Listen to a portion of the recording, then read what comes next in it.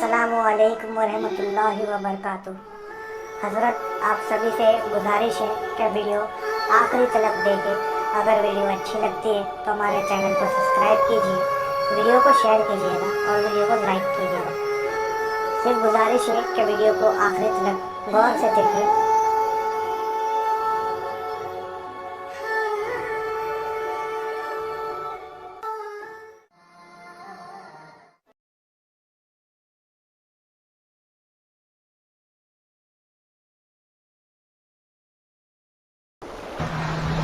तो दो चीजें हैं, याद रखिए, एक फजीलत और एक अफजलियत। इस बारे में भी कुछ लोगों को शुबात हुई कि क्या अबू बकर सिद्दीक की फजीलत और अफजलियत का जो मामला है उस पर इजमा उम्मत है या जमहूर का इजमा है। देखिए, इजमा दो तरह का होता है।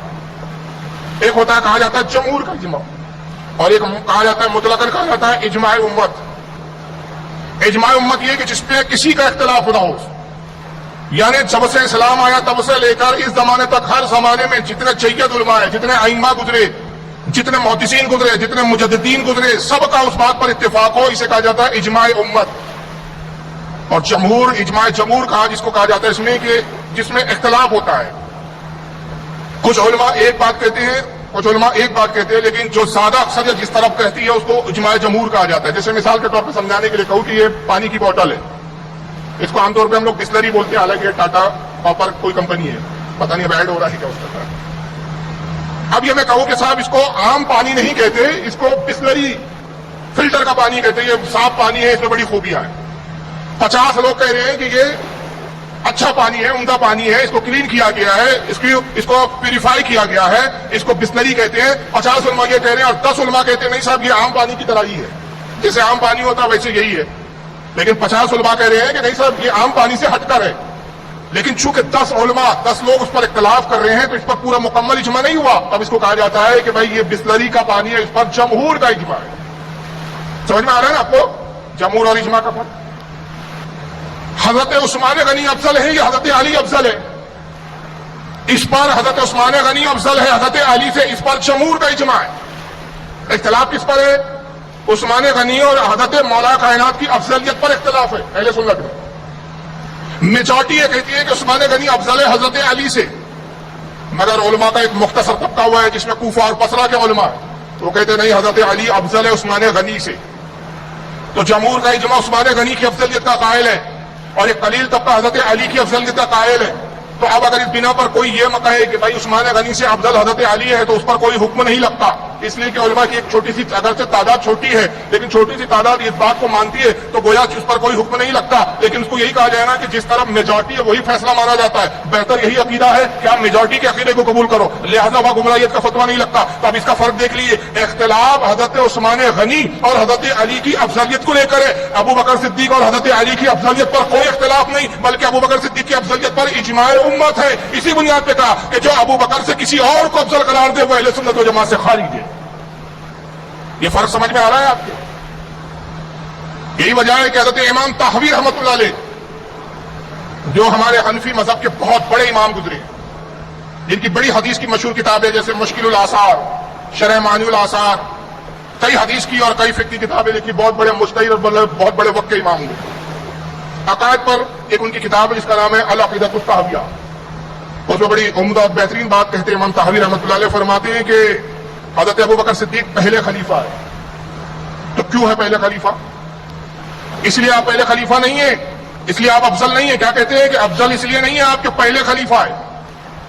खलीफा होना आपकी अफजलियत के लिए नहीं है, आपका मनसब की बुनियाद पर आपकी अफजलियत नहीं है। समझ रहे ना बात को? आप पहले खलीफा है इसलिए अफजल नहीं है, बल्कि इमाम ताहवी कहते हैं आप तमाम सहाबा में सबसे अफजल है इसलिए पहले खलीफा है। यानी अबू बकर वो है कि मनसब ने उन्हें बुलंद नहीं किया, बल्कि उन्होंने मनसब को बुलंद किया। ये अबू बकर सिद्दीक का मकाम है। यही वजह है कि हजरत इमाम ताहवी रहमतुल्लाह अलैह की इस कौल की तायीद वो हदीस करती है जो सही बुखारी में, और सही बुखारी, सही मुस्लिम, अबू दाऊद, नसाई, एक कसीर तादाद मुहद्दिसीन की जिन्होंने इस हदीस को नकल किया है। और हदीस पाक क्या है? इसके रावी हजरत मोहम्मद बिन हनफिया। मोहम्मद इब्न हनफिया कौन? हजरत अली के बेटे हैं। हजरत सैयदा फातिमा रज़ियल्लाहु ताला अन्हा के इंतकाल के बाद मौला कायनात अली मुर्तजा ने दूसरा निकाह फरमाया। جس خاتون سے نکاح کیا ان کا نام ہے ام بنین. ان سے جو صاحبزادے پیدا ہوئے وہ تھے محمد ابن حنفیہ. ان کے بھی انشاءاللہ واقعات کربلا کے حوالے سے اور جنگ صفین کے حوالے سے کچھ باتیں آئندہ کی مجلسوں میں آئیں گی کہ محمد ابن حنفیہ کی فضیلت کیا تھی اور ان کا مقام کیا تھا. لیکن محمد بن علی کی بجائے محمد ابن حنفیہ کیوں کہا جاتا ہے؟ کہنا تو چاہیے محمد ابن علی، جب علی کے بیٹے ہیں تو محمد ابن علی. وجہ یہ ہے کہ ان کے دادا کا نام حنیفہ تھا، ان کا نانا کا نام، معاف کیجیے، دادا نہیں نانا کا نام، ان کے نانا کا نام تھا حنیفہ، اور وہ بڑے نیک اور متقی تھے. ان کی نیکیوں کو دیکھ کر لوگوں نے ان کی نسبت ان کے نانا سے کر دی، تو ان کو بجائے ابن علی کہنے کے ابن حنفیہ کہا جاتا تھا، اور اسی کنیت سے مشہور ہو گئے. صحیح بخاری کے الفاظ ہے، چنانچہ صحیح بخاری کتاب و اصحاب النبی صلی اللہ علیہ وسلم حدیث نمبر 3671. اب جب لوگ کہتے ہیں نا کہ حضرت علی کا پہلا نمبر ہے، تو ان سے ایک چھوٹا سا سوال ہے کہ اگر آپ سنی ہے، شیعہ ہو، تو پھر کوئی مسئلہ ہی نہیں ہے، پھر آپ جانے اور آپ کا عقیدہ جانے اور پھر آپ سینے پیٹے کالے کپڑے پہنے، ہمارا آپ سے کوئی لینا دینا ہی نہیں. لیکن اگر آپ سنی بولتے ہو، اہل سنت کہلاتے ہو، تو آپ کو اہل سنت کا اجماع ماننا پڑے گا، آپ کو اہل سنت کی کتابیں ماننی پڑیں گی جو اہل سنت کے مذہب میں مسلم کتابیں ہیں، مسلم کتب حدیث ہے. بخاری سے بڑھ کر اہل سنت میں کوئی حدیث کی کتاب مانی نہیں جاتی. قرآن کے بعد جس کا درجہ ہے وہ صحیح بخاری ہے، اور جب صحیح بخاری جیسی کتاب میں حدیث صحیح الاسناد صحیح سند کے ساتھ حدیث موجود ہے، تو پھر کوئی وجہ نہیں ہے کہ سنی ہونے کے بعد اس حدیث کے مقابلے میں آپ اپنا خود ساختہ کوئی عقیدہ بنائیں. محمد ابن حنفیہ سے امام بخاری نقل کرتے ہیں حدیث نمبر 3671 ان محمد ابن الحنفیہ رضی اللہ تعالیٰ عنہ قال قلت لابی. محمد ابن حنفیہ کہتے ہیں کہ میں نے خود ایک مرتبہ اپنے والد علی سے سوال کیا، اور سوال کیا کیا حضرت علی سے؟ ای الناس خیر بعد رسول اللہ صلی اللہ علیہ وسلم، اے والد صاحب، اے ابا جان، بتائیے رسول اللہ کے بعد سب سے افضل ترین شخص کون ہے؟ امت میں حضور کے بعد، لوگوں میں حضور کے بعد، نبی کے بعد سب سے افضل کون ہے؟ قال ابو بکرین. حضرت علی نے فرمایا کہ بیٹے سنو، نبی کے بعد جو سب سے افضل ہے اس امت میں وہ ابو بکر صدیق ہے. ثم قال ابو بکرین، بس کیا کہتے ہیں؟ قلت ثم من. حضرت محمد ابن حنفیہ کہتے ہیں میں نے پھر سوال کیا کہ ابا جان ابو بکر کے بعد پھر کون افضل ہے؟ قال عمر. آپ نے فرمایا کہ ابو بکر کے بعد جو سب سے افضل ہے وہ عمر. حضرت محمد ابن حنفیہ کہتے ہیں کہ چونکہ میں یہ پوچھ رہا تھا کہ حضور کے بعد کون افضل ہے اس امت میں، تو ابو بکر کا نام لے لیا. پھر میں نے کہا ان کے بعد کون ہے، تو عمر کا نام لے لیا. تو اب اگر میں نے پھر پوچھا کہ عمر کے بعد کون افضل ہے، تو عثمان غنی کا نام لے لیں گے. تو خود ان کے الفاظ ہے، کہتے وہ خشیت ان یقول عثمان، مجھے اندیشہ ہوا کہ اگر پھر ویسے پوچھا ثم من کہ ابو بکر کے بعد کون، تو عمر، عمر کے بعد کون، تو عثمان کا نام لیں گے. تو حضرت محمد ابن حنفیہ کہتے ہیں کہ میں نے سوال کی انداز کو اور اس کی اسٹائل کو بدل دیا، اور یوں سوال کرتے ہیں کیونکہ بیٹے چاہتے ہیں کہ عمر کے بعد تو کم سے کم میرے والد کی افضلیت ہو. تو آپ سوال کیا کرتے ہیں؟ قل تو ثم انت. کہتے ہیں میں نے کہا حضور عمر کے بعد تو آپ افضل ہے نا، ثم انت، ان کے بعد تو آپ افضل ہے. قال ما انا الا رجل من المسلمین. کہا نہیں میرے بیٹے، میں عمر کے بعد افضل نہیں ہوں، بلکہ میں تو مسلمانوں میں سے ایک عام مسلمان ہوں. یہ اس موقع پہ حضرت علی ہاں عاجزی کر کے گزر جاتے ہیں.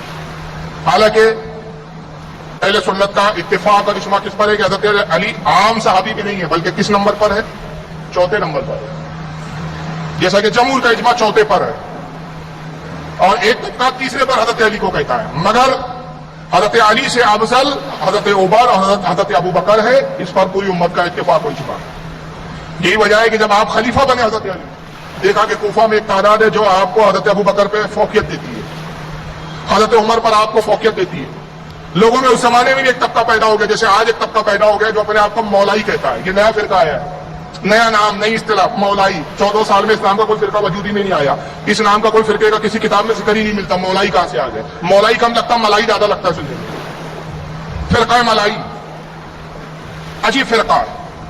کہتے نہیں علی کا پہلا نمبر ہے، اور اس پر لڑ رہے ہیں، اہل سنت سے اختلاف کر رہے ہیں. ہر اس سنی عالم کو گالیاں بکتے ہیں. خاص طور پہ اس زمانے میں سب سے زیادہ اگر یہ مولائی فرقہ کسی پہ لان تان کرتا ہے تو حضرت امیر معاویہ، اور امیر معاویہ کے بعد اگر موجودہ زمانے کے علماء پہ کسی پہ لان تان کرتا ہے اور تانا تشنی کرتا ہے تو حضرت اعلیٰ حضرت کی ذات ہے. معاذ اللہ، اس میں ایسے ایسے خبیث اور جاہل ہے جن کی کچھ ویڈیو نیٹ پر اپلوڈ ہے جو اعلیٰ حضرت کو نعوذ باللہ ڈائریکٹ کافر تک کہتے ہیں. کیوں؟ وجہ یہ ہے کہ اعلیٰ حضرت نے اس زمانے میں اہل سنت کے عقیدے کا سب سے بڑھ کر تحفظ کیا ہے. یہ فرقہ کہتا ہے کہ نہیں علی پہلے نمبر پہ ہے. تو اس زمانے میں ایسے لوگ پیدا ہو گئے تھے کچھ کوفہ کے اندر، وہ حضرت علی کو پہلے نمبر پہ کہنے لگے. حضرت علی کو اطلاع ملنے لگی، خبریں آنے لگی کہ کچھ لوگ ہیں جو کہتے ہیں کہ آپ سب سے افضل ہیں. حضرت علی ایک مرتبہ ممبر پر آئے. آپ ہی کے ایک صاحب نقل کرتے ہیں عن الحکم ابن جہل. حکم ابن جہل کہتے ہیں قال سمعت علی رضی اللہ عنہ یقول، میں نے مولا کائنات کو کہتے ہوئے سنا کہ حضرت علی نے ارشاد فرمایا لا یفضلنی حدن علی ابا بکر و عمر الا جلتہ حد المفتری، کہے لوگوں تم میں سے کوئی مجھے ابو بکر اور عمر سے افضل قرار نہ دے، اب میں جس کو پاؤں گا کہ مجھے ابو بکر اور عمر پر افضل قرار دیتا ہے تو اس پر میں مفتری جھوٹے کی حد 80 کوڑے نافذ کروں گا۔ کیا کروں گا؟ جھوٹے کی حد لگاؤں گا۔ جھوٹے کی حد شریعت میں کتنی ہے؟ 80 کوڑے۔ یعنی اگر کسی کو کہتے ہوئے پاؤں یا ثبوت مل جائے کہ مجھے ابو بکر اور عمر سے افضل قرار دیتا ہے تو اس کو 80 کوڑے لگاؤں گا۔ تو اندازہ لگائیے جو آج یہ سمجھ رہے ہیں کہ ہم علی کا پہلا نمبر بول کے اہل بیت کو راضی کر رہے ہیں، مولا کائنات کو راضی کر رہے ہیں، خدا کی قسم یہ راضی نہیں کر رہے ہیں، حضرت علی کو ناراض کر رہے ہیں۔ اگر ظاہراً مولا کائنات اس دور میں جمع ہوتے تو پکڑ پکڑ کر چن چن کے 80 کوڑے ایک کی پیٹ پر لگاتے۔ اور اس حدیث کو پھر ایک دو نہیں متعدد علماء نے لکھا ہے، جیسے کہ امام احمد ابن حنبل جن کی تقلید غوث اعظم جیسا وقت ولی کامل اور جو غوثیت عظما پر فائز ہیں جن کے مقلد ہیں، وہ امام احمد ابن حنبل اپنی کتاب فضائل الصحابہ صفحہ نمبر 99 حدیث نمبر 49 کے اوپر اس کو نقل کرتے ہیں۔ امام ابن ابی عاصم اس کو اپنی کتاب السنہ جلد نمبر 2 صفحہ 575 حدیث نمبر 1219 پہ نقل کرتے ہیں۔ اس کو امام بہقی نے اپنی کتاب الاعتقاد الہدایۃ الی سبیل الرشاد صفحہ نمبر 358 پہ نقل کیا۔ اس کو امام ابن عبد البر نے الاستیاء فی معرفت الاصحاب صفحہ نمبر 973 پہ نقل کیا۔ ابن عساکر اس کو تاریخ دمشق جلد نمبر 3 صفحہ نمبر 383 پر لاتے ہیں۔ امام محب الدین طبری نے الریاض النظیرات جلد نمبر 1 صفحہ 80 حدیث نمبر 281، حتیٰ کہ ابن تیمیہ جو غیر مقلدین کا مسلم عالم مانا جاتا ہے، اس نے اپنی کتاب الصارم المسلول علی شاتم الرسول جلد نمبر 2 صفحہ 1105 پر اس کو نقل کیا۔ حافظ ابن کثیر نے اپنی کتاب البدایہ والنہایہ جلد 14 صفحہ نمبر 223 پر لکھا۔ امام جلال الدین سیوطی نے اس حدیث کو لایا تاریخ الخلفاء صفحہ نمبر 122۔ امام ابن حجر المکی نے الصواعق المحرقہ صفحہ نمبر 186۔ امام المتقی ہندی نے کنز العمال جلد 13 صفحہ 27 حدیث نمبر 36157 پر۔